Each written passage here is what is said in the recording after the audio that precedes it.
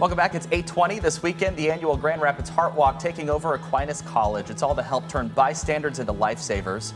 The American Heart Association working hard to raise money to help support CPR teaching efforts. And joining us live in studio is Jim Teets, the Heart Walk chair this year, and Matt Waisman, this year's featured survivor. Good morning, gentlemen. Good to see you this morning on our couch. Morning. Let's talk Heart Walk because we are just a couple of days away, Jim. What is the last minute preparations looking like right now? Everything is good. Thanks to the ZZM forecast. Saturday is looking beautiful. High of 83 I saw this morning. Yep. So we're excited. Setup will begin early Saturday morning. Doors open to the public at 9. Yep. It is a free, very, very family-friendly event.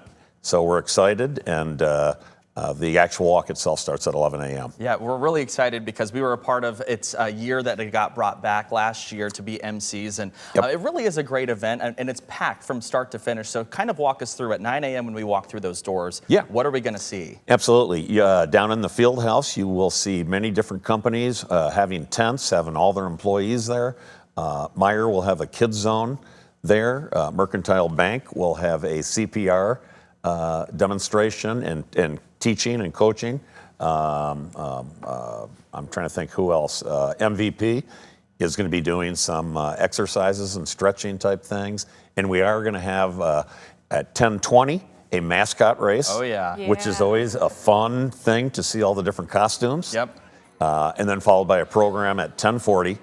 And then the big event at 11. Yeah, we just saw a flash there of some of the mascots that were involved last year. I think we have correct me if I'm wrong, 3 different heats set up so far this year for the mascot race, which is always a kid and family favorite down there too. It is. Lots of really good information too that people can gather from this, including CPR demonstrations there. Yes. Why is that vital to have at the Heart Walk this year? Well, it's vital. What a lot of people don't realize is 9 out of 10 people, if they have a cardiac event outside of the hospital, 9 out of 10 will not survive. Wow. Wow. And so that's why we just like you said in your opening, we want to teach America to become a group of people that are active, turning bystanders to lifesavers. That's the key thing. We'd really love to see in every single household and at every business at least 1 or 2 people that knows hands only CPR. Yeah, really important stuff. It is. So with last year being the year that everything was brought back, what's some of the feedback that you've heard from that really gears you up for this year? Yeah, last year was my first year, so it was the American Heart Association's 100th year in existence, and so many people are so excited this year. We have a very audacious goal of raising $250,000. We're getting close, but we still have 4 days left here this week to try to get a lot of money. But I think the education and knowing that heart disease affects every household or somebody in your family that you know. Yeah, and you mentioned that goal that you guys have set there, $250K. You Yes. guys are well on your way to that progress. I mean, you're just shy of $215,000, which is going to go and help people learn that CPR certification. Exactly. Which is a big deal. Hands-on only CPR. Yep. We're working on another event potentially in October. Possibly before the Michigan State game. Oh. More news on that later. Okay. It's a work in progress, and hopefully within the next week or 2 we'll have more news on that. Okay, so that's what we call in the TV biz deep tease. Yeah. So there you go. We'll be looking out for that.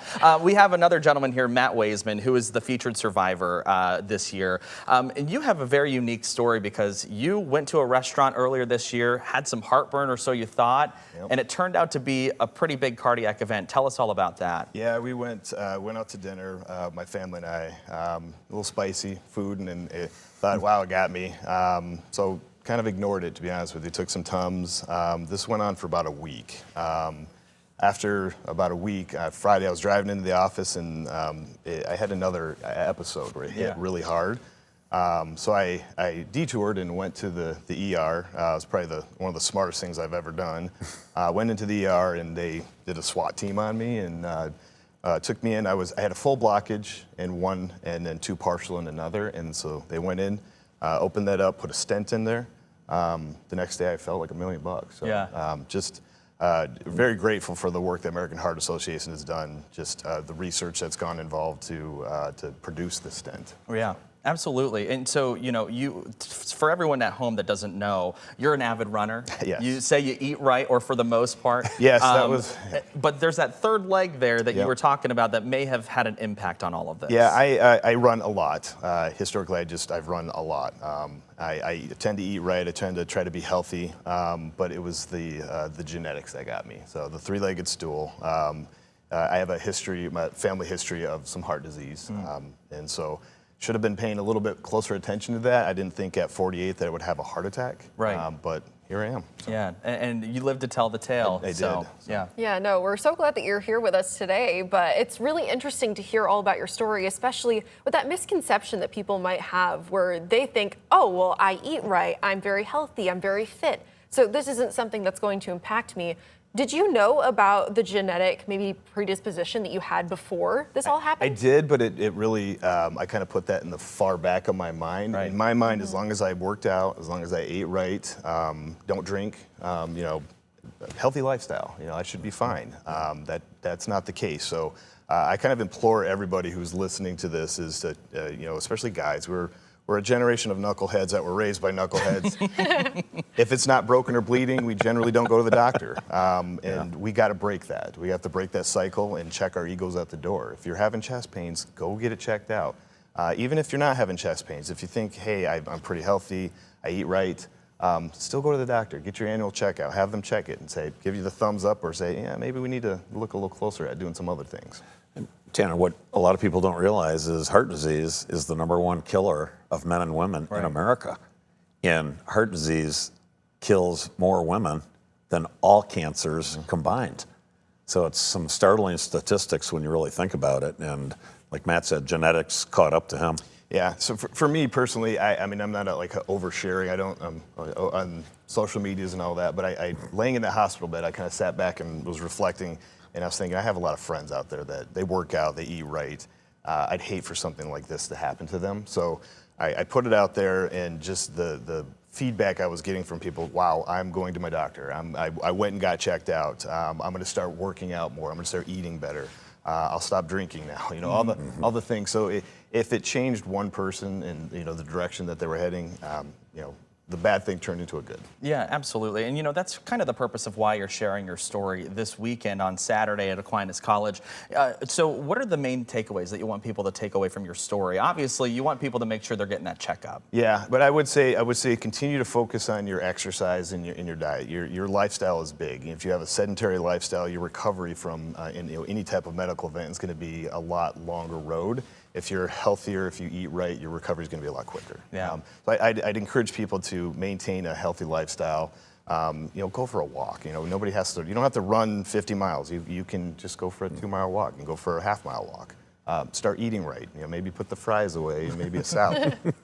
Maybe a heart walk even on Saturday. Maybe the heart walk on Maybe the heart Saturday. walk Yes, on for those of you who have Saturday. not signed up for the heart walk, please show up on Saturday. Yeah, so talking about the heart walk too, for people to be able to come out, learn more about your story, learn more about how they can really just protect their heart health in general. Can you give us some of those details again of what people need to know if they're hoping to come out on Saturday? Yeah. Once again, it's free.